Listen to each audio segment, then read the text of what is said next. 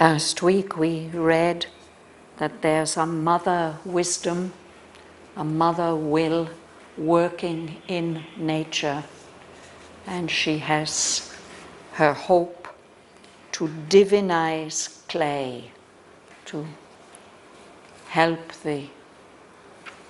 this world of matter and these bodies here to become divine, to be able to manifest the divine life. And that mother wisdom, that mother will, has once more put on an earthly shape. She has come and incarnated as Savitri. And we were reading about how this special child is born in the spring. At first, glimmering like an unshaped idea, passive she lay, sheltered in wordless sleep, involved and drowned in matter's giant trance. An infant heart of the deep caved world plan, in cradle of divine inconscience rocked by the universal ecstasy of the suns. Some missioned power in the half-wakened frame nursed a transcendent birth's dumb, glorious seed, from which this vivid tenement was made. But soon the link of soul with form grew sure. Flooded was the dim cave with slow, conscient light. The seed grew into a delicate, marvelous bud. The bud disclosed a great and heavenly bloom. At once she seemed to found a mightier race. Arrived upon the strange and dubious globe, the child, remembering inly a far home, lived guarded in her spirit's luminous cell, alone mid men in her diviner kind. Even in her childish movements could be felt the nearness of a light still kept from earth, feelings that only eternity could share, thoughts natural and native to the gods. As needing nothing but its own rapt flight, her nature dwelt in a strong, separate air, like a strange bird with large, rich-colored breast that sojourns on a secret fruited bough, lost in the emerald glory of the woods, or flies above divine, unreachable tops. Harmoniously she impressed the earth with heaven. aligned to a swift rhythm of sheer delight, and singing to themselves, her days went by. Each minute was a throb of beauty's heart. The hours were tuned to a sweet-toned content which asked for nothing, but took all life gave sovereignly as her nature's inborn right. Near was her spirit to its parent sun, the breath within to the eternal joy. You'll read, Rosa? At first glimmering like an unshaped idea, passive she lay, sheltered in wordless sleep, involved and drowned in mother's giant trance, an infant part of the deep cave world plan in cradle of divine unconscious, rocked by the universal ecstasy of the sounds.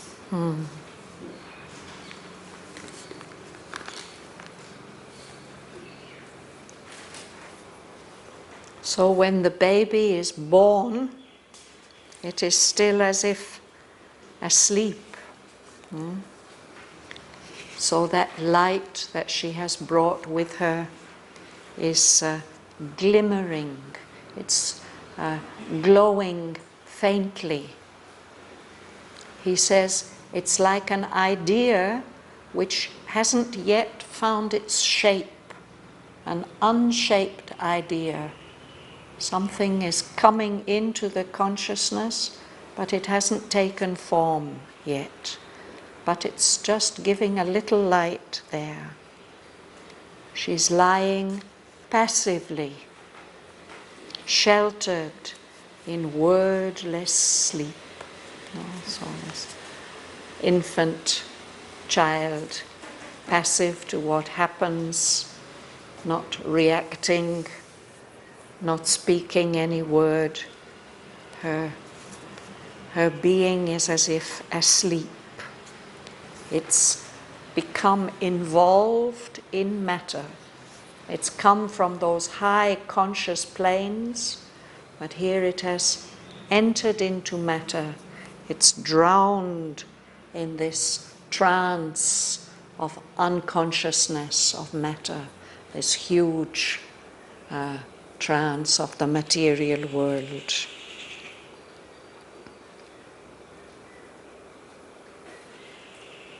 She's there like an infant heart. An infant is a small baby, a child, but she's at the very heart, at the very center of the world plan. And because she's in the heart of matter, it's like a cave, a deep cave. She's resting, involved, surrounded by this material plane. She's being rocked. We rock a baby in its cradle. She's being rocked in this cradle of divine inconscience, this material universe. She's being rocked by the universal ecstasy of the suns. All the suns in the whole universe are pouring their light down, and that's giving some kind of vibration, and this is rocking, protecting and nourishing this special child who's at the very heart, at the very center of the world plan. Francesca, you like to read? Some mission power in the half-wakened frame nursed a transcendent birth's down glorious seed, for which this vivid tenement was made. Thank you. So there's some power has been sent with her to look after her in the body, in this half-wakened frame. When Sri Aurobindo uses the word frame, he means this physical framework that the soul lives in. So some missioned power. Missioned means sent. It's been sent with that task of looking after her, nursing, looking after, nourishing the birth of this seed which has been planted in matter. The seed is dumb, it can't express itself yet. It's just a seed, it hasn't sprouted, but there's something glorious about it. It's transcendent. It has come from beyond the limits of manifestation into this world. And we read last time that instruments had been prepared for this great soul coming down. So that's this word tenement. A tenement is a place where you live. It's not really your house, you live there for some time.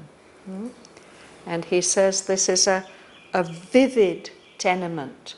It's full of color and brightness and energy. Tenements are often very drab and dull and not very nice places to be. But this frame, this house, this physical tenement which has been created for this child is full of life and beauty.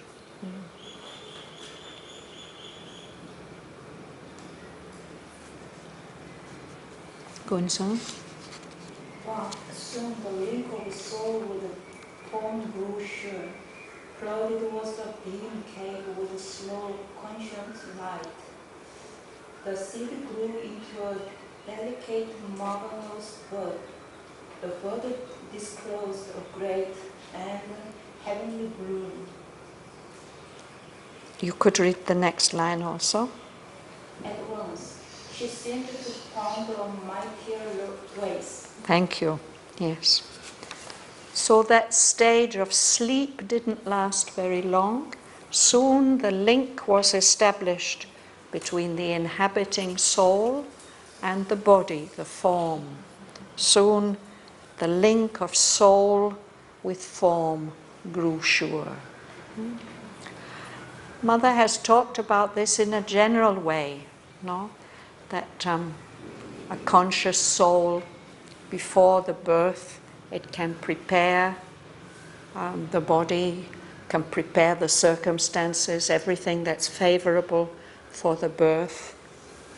But she says it often happens that descent into matter, she said it's like landing on your head. You lose consciousness for some time. And it may take time to wake up. So she says we can't exactly predict when that will happen. But sometimes it happens in very early infancy. We can look at the baby and it looks back at us and we can see the soul there watching. No? And then sometimes that gets clouded over by education and all the rest of it. So here he's saying that it soon happened. There was this stage of wordless sleep. There was a mission power taking care. But then the link of soul with form grew sure. It's not going to get broken. Nothing is going to happen. So the soul itself can take care. And that dim cave where we saw this deep caved world plan, it gets flooded with light. Gradually the light of consciousness grows, and that seed sprouts and grows into a delicate, marvelous bud. The bud is the beginning of the flower, before the flower opens and blooms. But it's the promise that the flower will come. And after some time, that bud opened, disclosed, revealed a great and heavenly bloom, the full blossom. And when that happens, at once, right from the very beginning, she seemed to found a mightier race. This is what she has come for, to be the founder of a greater race of beings beyond the ordinary humanity. Aurobindo refers to it several times in the poem. So that could be seen even in the child, that there's something special, abnormal about her, as if she's the beginning of a new species, a more powerful, a more noble race than the human race. Do you like to read, Ma'am? Would you like to read? Yes.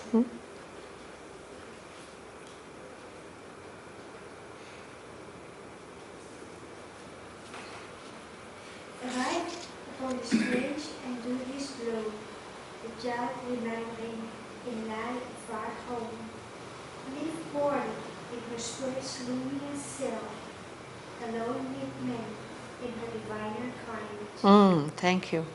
So she's arrived, she's come to this globe, our earth, this strange globe. If you've come from the highest regions, it must seem like a very strange globe, no?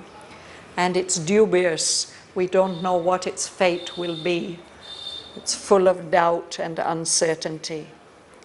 But that child remembers inly, within herself, she remembers where she has come from.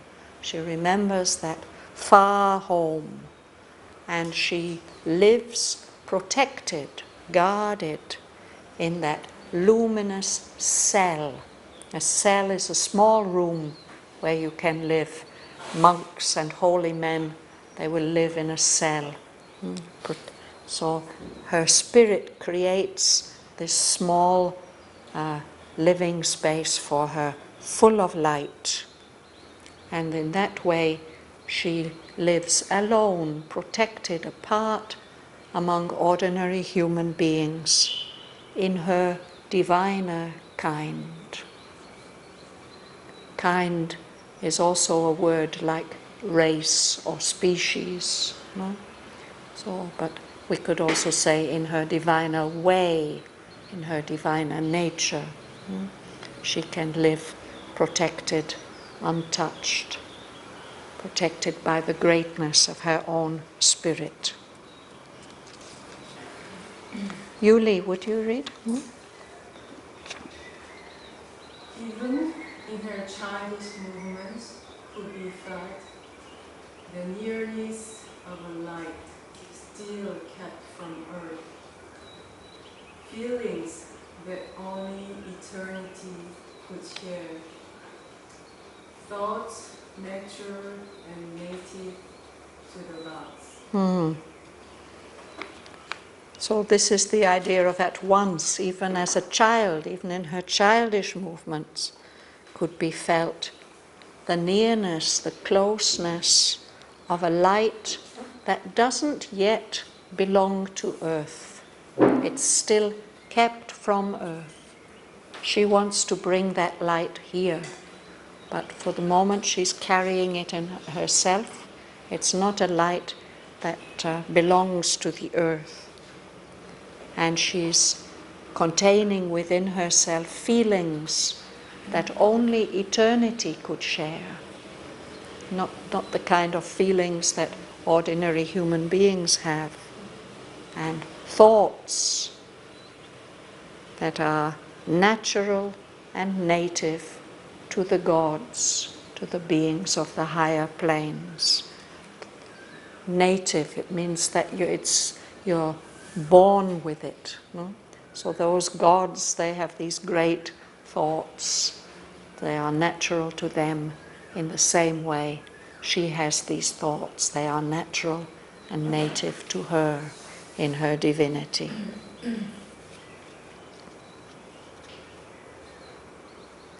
And then he gives a beautiful picture, Joel, about Savitri's nature, what it's like. Would you read it, please? Has needing nothing but its own rapt flight, her nature dwelt in a strong separate hair, like a strange bird with large rich colored breast, that sojourns on a secret fruited bough, lost in the emerald glory of the woods, or flies above divine unreachable tops. So there's something so unusual and beautiful about Savitri's nature. She's like a wonderful bird, which has a beautifully, richly colored breast. And it lives by itself in the woods.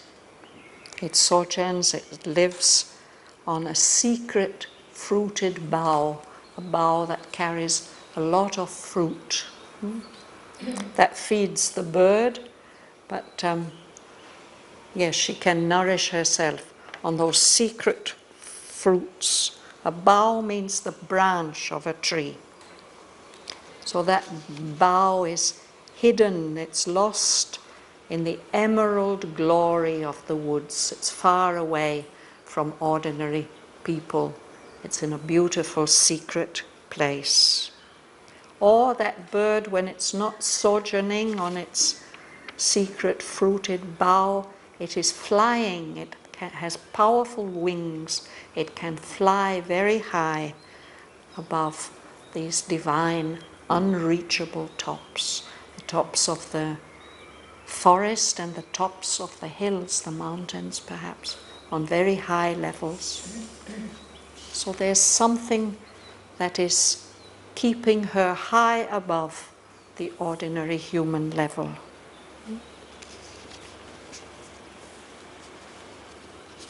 Suresh, you like to read? Try and read. Harmoniously she impressed the earth with heaven, aligning to a switch within of shape, black and sinking to principles, the days were by. We can pause there, just those 3 lines. So what she's doing, she's impressing, she's making an imprint, a mark on the earth. She's impressing it with her heavenly power and qualities. And there's a happiness that she brings with her, a heavenly happiness. So the days of her life are passing quickly. They're aligned to a swift rhythm. They're passing quickly and singing to themselves. It's like as if the bird is singing, that bird of her nature. It's moving quickly through life and singing. So her days are carrying some happy song. Mahalingam.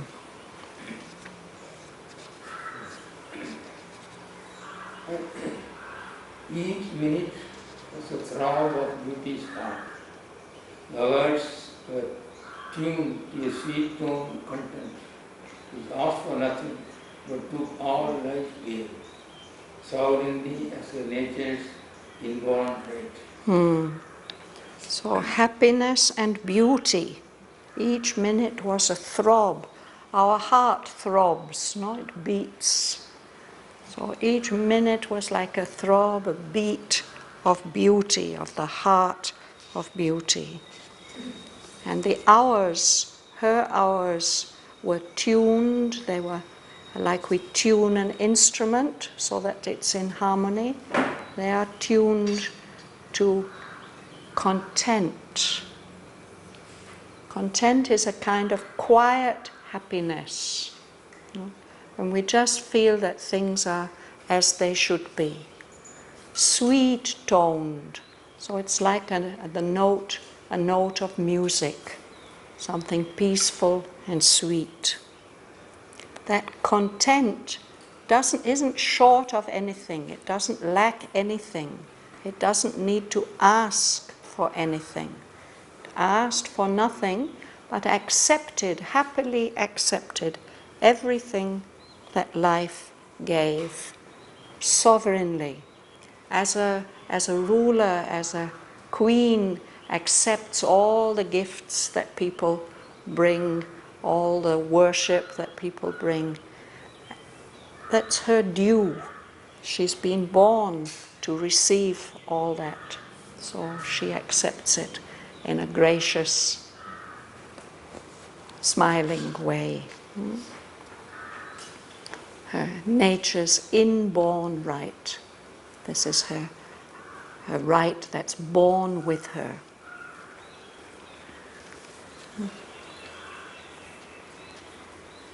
Vera, would you read?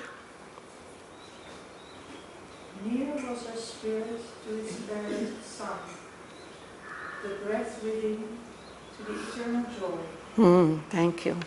So her spirit is near to its parent sun. Savitri's name means daughter of the sun. Yeah? And this sun is the Savitri aspect. That means the sun before it rises above the horizon. So she's bringing the new light of the new sun, the new divine illumination. So her spirit is closely connected with that sun from which she has come and which she's bringing with her. And the breath within, this is a capital B, this is the prana, the life energy within her, is near to the eternal joy, the ananda, which is natural to the highest planes. So, you like to read, sir?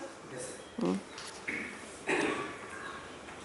The first prayer, life that breaks from nature's tomb, mounts in a line of rapture to the skies. Absorbed in its own happy urge, it lives, sufficient to itself, yet kind to all. It has no sealed communion with its world, no open converse with surrounding things. Thank you. So here he's comparing Savitri's growth to the growth of, in spring, the first beautiful living plants that spring up from the earth. So that's the first beautiful, fair means beautiful life that breaks out of this swoon, this sleep of nature in matter. The first life that emerges, he says, it moves straight upwards towards heaven. Its impulse is to go straight up. And it is full of rapture, of delight, intense delight. And it just lives in its own happy urge to go higher and higher towards the light, towards the sky. It's sufficient to itself. It's can live in itself. It doesn't need any help. Everything that it needs is in itself. And yet it's aware of everything around it. It's turned to all. But there's no obvious relationship or communication with the world. It has no open converse. Converse is a conversation. No? It doesn't speak. It lives its own life, and yet it's aware of everything around. So Sri Aurobindo is going to develop this idea of the plant growing straight up to heaven. Dhanalakshmi. There is a oneness native and occult that needs no instruments and erects no form. In unison, it grows with all that is. He's telling us that in the plant there's a oneness. It's connected. That oneness is hidden, but it belongs to the plant. It's connection with the whole. And it doesn't need any instruments. We tend to feel ourselves separated from the world around us, no? And in order to be in communication with the world, we need our senses, we need our mind and brain to interpret. That's how we are in communication. We need instruments for that. But he says this first fair life, it doesn't need any instruments. And it doesn't build up any form to be in contact with the world. It's just growing in unison with all that is. When we sing in unison, we are all singing the same note in tune. So the first fair life, the plant, when it starts to grow, it is like that. It's in tune, in harmony with everything around. You like to read, sir, at the back? Would you read? Yes? That's right. All contacts it assumes into its trance. Love toast consents to the wind's kiss. The wind's kiss. Wind's kiss and takes, transmutingly the shocks of sun and breeze. A blissful yearning rides in its leaves. A magic passion trembles in its blooms. Its flowers aspire in hushed felicity. Thank you. So it's a little sapling going up. It's going to become a tree. And it's aware of everything around it. It draws all the contacts with its environment. It assumes, it takes it into its trance, its kind of awareness, concentrated awareness. And it just accepts the wind and the sunshine, laugh-tossed. It's as if the wind is laughing and that plant moves with the laugh, that kiss of the wind. And it takes all these shocks from outside, these impacts, the rays of the sun, the breeze, all these different contacts. It takes them transmutingly, it takes them into itself and transmutes, changes them, digests them into part of its own substance. And of course that's how plants make their food, no? From sunlight and the water that's in the air and the moisture and all that. And he says it puts out leaves, many leaves. he says, a blissful yearning. It's full of bliss, of rapture, but there's also a longing, yearning, wishing for something that gets expressed in the leaves as they grow. And he says riots. You can only have a riot if there's a lot of people, and then they move around. So the leaves of the plant, they do that. They move in the wind joyfully, happily. And then it puts out flowers, a magic passion. There's an intense feeling, trembling in its blooms, in its blossoms. And eventually it puts out branches, and those branches are aspiring, they're pointing up towards heaven, praying, but quietly, in hushed felicity, with happiness in a silent way. They don't make a lot of noise. So that's what's really going on in the plants around us. And in the next part of the passage, Aurobindo tells us how that can be. How that can be. How is that consciousness there in the plant, these feelings, this happiness? Would you read? Yeah? An orchid of good head of this beauty is called the spirit and intimate guest of all its charm. His sweetnesses greatest best, and his deep reveries new. So the cause of all this, of this life going straight up to heaven in that way he's described, the cause of it is a hidden divine being. Is the cause of this beauty. That occult Godhead, that spirit, is the spirit and intimate guest. It's living as a guest within that beautiful form of all this charm. This being is the priestess. She's the one who is connecting the form with its divine origin. She's looking after, taking care of this sweetness.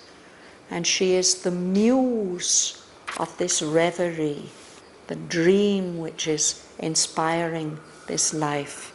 The muse is the divine, the goddess, who inspires a poet or a musician. So living within the plant, nurturing the plant, is this occult Godhead.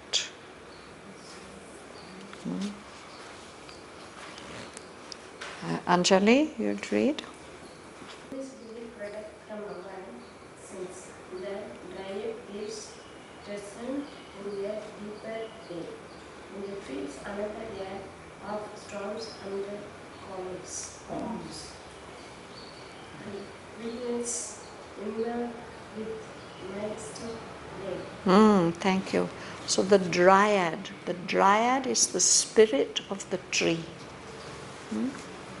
I think in India we call them yakshas.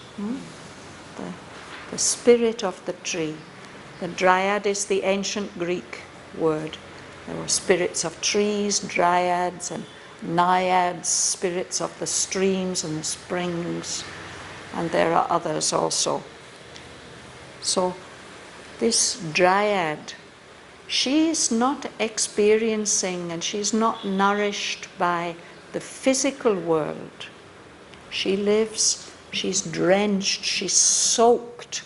When it rains very heavily, we can get drenched, all the way through all our clothes. We feel we are soaked to the bone. But the dryad is being pervaded by a deeper ray, not the rays of the sun, the rays of a subtler world. And she's feeling another air, not the wind, not the physical wind, but another air where there are also storms and calms, as there are in our air. But this is a subtler air, and she quivers inwardly with mystic rain, so that she's growing, living on a subtler level. And then Sri Aurobindo says, this at a heavenlier height was shown in her. So he's giving all this as an image for the way in which Savitri is living inwardly in her own atmosphere, in contact with subtler realms, and the body that is seen outside is an expression of that occult Godhead. So he's speaking, he gives us this image that this is what is true for the trees. But he says, at a heavenlier height, in a higher way, this is true also for Savitri. She's growing straight up to heaven, and she's responding to everything around her with delight, with calm, nourishing, transmuting everything that comes to her into her own nature. And for the plant, that's possible because of the dryad, the nature spirit who's living in the tree. But in Savitri's case, it's her own highest nature which is making all this possible.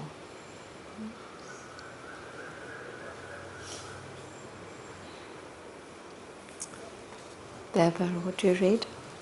Even when she went to meet earth's intimate methods, her spirit kept the stature of the gods. It stopped, but was not lost in matter's way. So she's living among people, she's living here on the earth. So sometimes she has to bend down from her high realm. So even when she bent down to meet the intimacies, the warm relationships that are happening here on earth, her spirit still kept the stature, the height, that high form of the gods. It stooped down, it bent down, but it didn't lose itself in the rule of matter. She doesn't become assimilated. Patricia. A world translated was her gleaming mind, and marvel mooned bright, crowding fantasies, fed with spiritual sustenance of dreams, the ideal goddess in her house gold.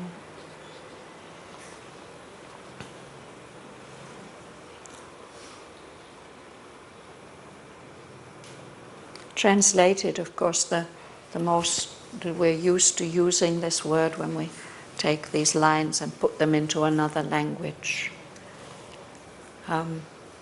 In a wider sense, translated means to express something in another form.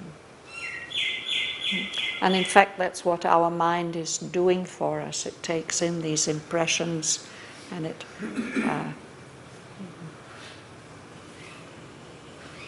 we get mental images of it.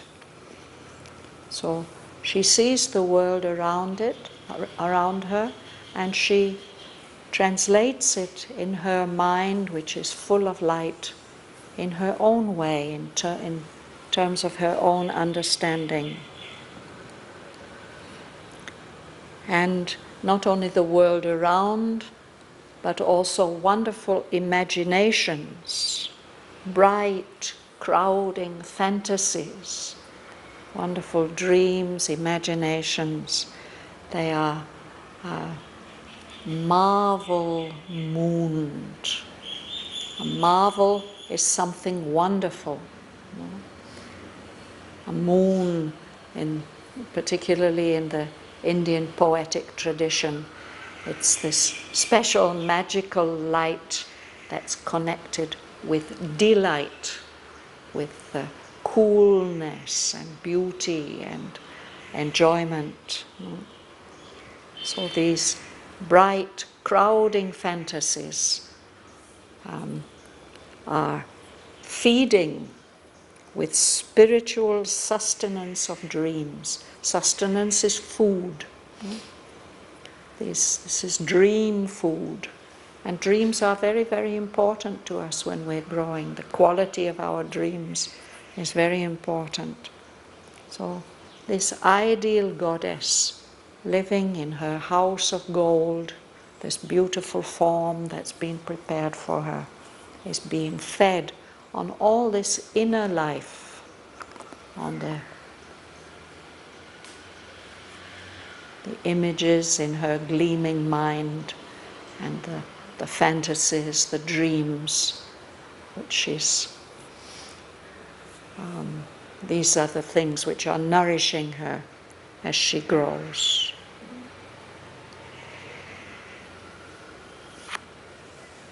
So we'll stop there for today. We can read these beautiful lines together.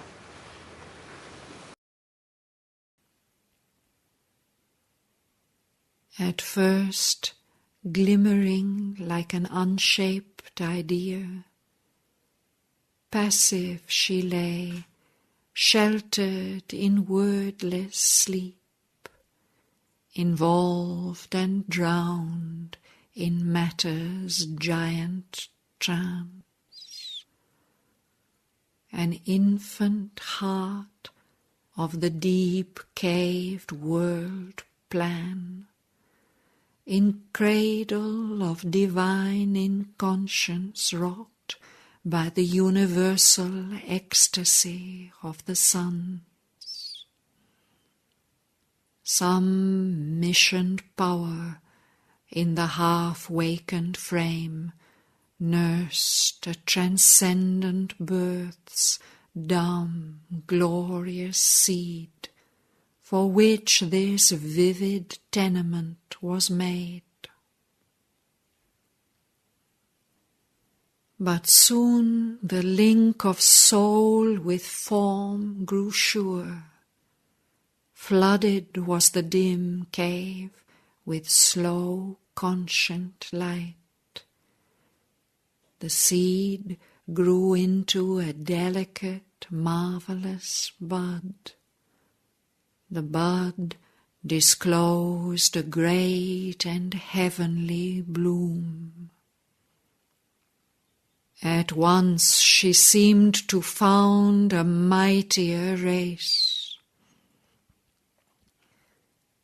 Arrived upon the strange and dubious globe, the child, remembering inly a far home, lived guarded in her spirit's luminous cell, alone mid men in her diviner kind. Even in her childish movements could be felt the nearness of a light still kept from earth, feelings that only eternity could share, thoughts natural and native to the gods. As needing nothing but its own rapt flight, her nature dwelt in a strong, separate air, like a strange bird with large, rich-coloured breast that sojourns on a secret, fruited bough, lost in the emerald glory of the woods, or flies above divine, unreachable tops. Harmoniously she impressed the earth with heaven. Aligned to a swift rhythm of sheer delight, and singing to themselves, her days went by. Each minute was a throb of beauty's heart. The hours were tuned to a sweet-toned content, which asked for nothing, but took all life gave sovereignly as her nature's inborn right. Near was her spirit to its parent sun, the breath within to the eternal joy. The first fair life that breaks from nature's swoon mounts in a line of rapture to the skies. Absorbed in its own happy urge it lives, sufficient to itself, yet turned to all. It has no seen communion with its world, no open converse with surrounding things. There is a oneness native and occult that needs no instruments and erects no form. In unison it grows with all that is. All contacts it assumes into its trance. Laugh-tossed consents to the wind's kiss, and takes transmutingly the shocks of sun and breeze. A blissful yearning riots in its leaves, a magic passion trembles in its blooms, its boughs aspire in hushed felicity. An occult Godhead of this beauty is cause, the spirit and intimate guest of all this charm, this sweetness's priestess, and this reverie's muse. Invisibly protected from our sense, the dryad lives drenched in a deeper ray, and feels another air of storms and calms, and quivers inwardly with mystic rain. This, at a heavenlier height, was shown in her. Even when she bent to meet earth's intimacies, her spirit kept the stature of the gods. It stooped, but was not lost in matter's reign.